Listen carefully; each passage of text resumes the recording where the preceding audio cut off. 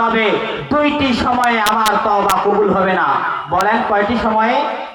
বাদাল গরগরা, মালাকুল মাউত যখন আপনার সামনে চলে আসবে, আপনি মালাকুল মাউতের চেহারা দেখবেন, ভয়ঙ্কর চেহারা আপনি দেখে ফেলবেন। দেখার পরে অনেকে আমরা দেখি না মৃত্যুর সময় মানুষের পায়খানা করে না? আমার ছোট ভাইরা দেখছেন, অনেকে আমরা যখন কোনো ব্যক্তি মুমূর্ষু অবস্থায় মৃত্যুর অবস্থায় চলে যায় তখন আমরা সূরা ইয়াসিন পড়ি না? পড়ি কিনা?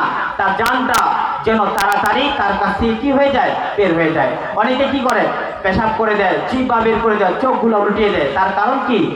সে দেখে মালাকুল মাউত তার সামনে চলে এসেছে। এই মালাকুল মাউত যখন আপনার সামনে চলে আসবে, আসার পরে আপনি যদি আল্লাহর কাছে তওবা করেন, এই তওবা আল্লাহ গ্রহণ করবে না। কারণ বাদাল গরগরা, তোমার একটা গরগরানি চলে এসেছে, তুমি বুঝতে পেরেছো আমি মারা যাব, মালাকুল মাউত চলে এসেছে। আপনারা কি ফেরাউনের নাম শুনেছেন? ফেরাউন মুসলমান ছিল না কাফের? সে কোথায় মরছে? লোহিত সাগর, যেটাকে আমরা নীল দরিয়া বলি। কোথায় মরছে? লোহিত সাগর অথবা নীল দরিয়ায়।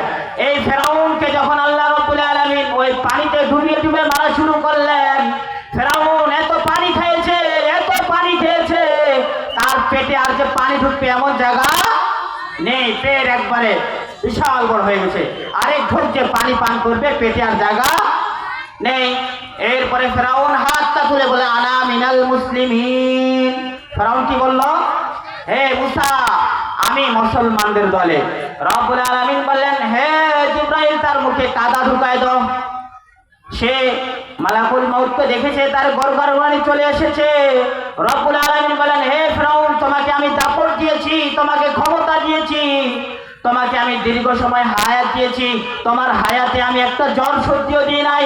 তুমি যদি তোমার হায়াতে, তোমার জীবনে যখন তোমার দাপট ছিল, তোমার ক্ষমতা ছিল, তুমি রবের কাছে যদি গোপনে 2 রাকাত নামাজ পড়ে 2 হাত তুলে রবের কাছে একবার ক্ষমা চাইতে, আমি আল্লাহ তোমার মতো ফেরাউনকেও ক্ষমা করে দিতাম। সুবহানাল্লাহ পড়েন। তাহলে তওবার দাম আছে কিনা?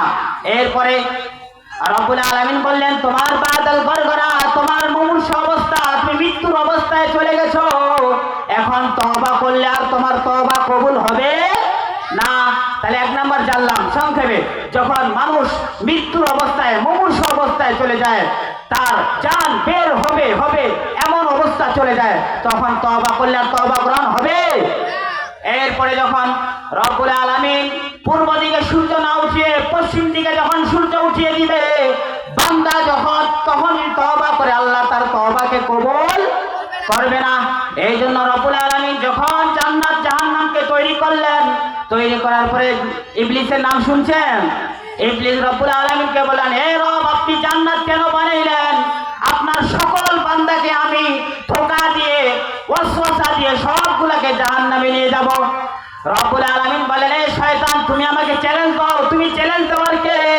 আমার বান্দা যখন গুনাহ করবে, তোমার ধোঁকায়, তোমার ওয়াসওয়াসায় পড়ে যখন আমার বান্দা গুনাহ করবে, গুনাহ করার পরে আমার বান্দা যখন কোনো মাহফিলে আসবে, আসার পরে আমি রবের কাছে 2 হাত তুলে যখন ইস্তেগফার করবে, মাফ চাবে, আমি আল্লাহর কাছে বান্দার মাফ চাইতে দেরি, কিন্তু আমি বান্দার গুনাহ মাফ করতে দেরি করব না। সুবহানাল্লাহ পড়েন।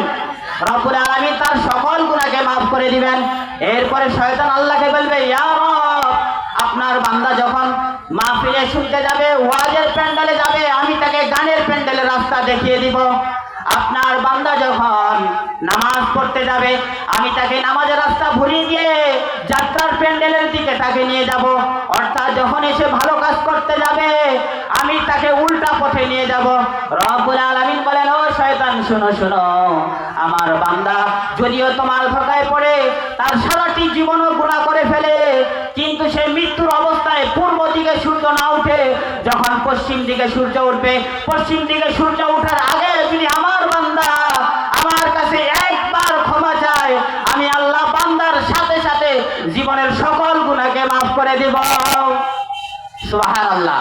তাহলে এই 2টি সময়ে কি হবে না আমাদের